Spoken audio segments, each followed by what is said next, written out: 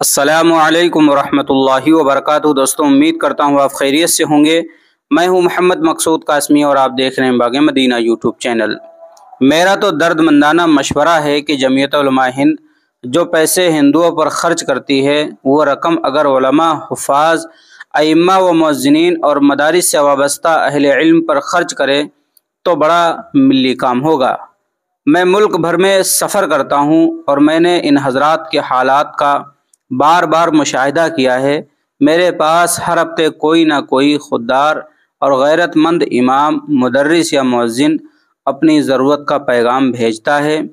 کسی کے گھر کا کوئی فرد ہسپتال میں ہوتا ہے، کہیں ولادت کا مرحلہ ہوتا ہے تو کسی کے بیٹی کے نکاح کی جنگ درپیش ہوتی ہے۔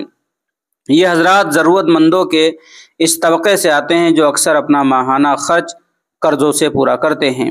سب کے سامنے ہاتھ نہیں پھیلا پاتے ہیں۔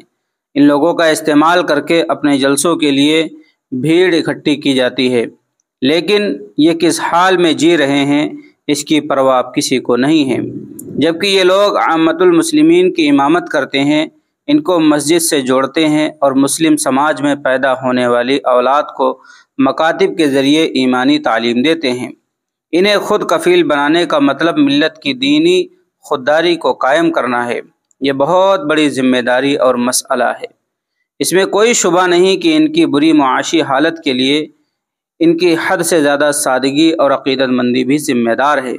لیکن کیا ان ارباب حل وقت کی نظر ملک بھر میں پھیلے ایسے لاکھوں ائمہ و علماء، حفاظ و مؤذنین پر نہیں پڑتی جن کی نظر کرم غیر مسلموں پر ہو جاتی ہے؟ جن غیر مسلموں سے اب ایک سے بڑھ کر ایک بھیڑ مسلمانوں کے خلاف موب لنچنگ اور نفرتی جرائم کے لیے تیار رہتی ہے۔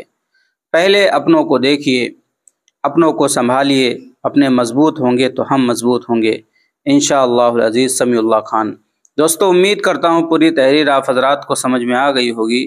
یہ مشورہ دیا ہے سمیع اللہ خان نے جمعیت علماء ہند کو۔ اب آپ حضرات کا اس تحریر اور اس مشورے کے متعلق کیا کہنا ہے نیچے کمنٹ کیجئے گا۔ پہلی بار چینل کو دیکھ رہے ہیں ضرور سبسکرائب کر لیجئے گا۔ چلیے دوستو، پھر ملتے ہیں انشاءاللہ جلدی کسی نئے ویڈیو میں۔ السلام علیکم ورحمۃ اللہ وبرکاتہ۔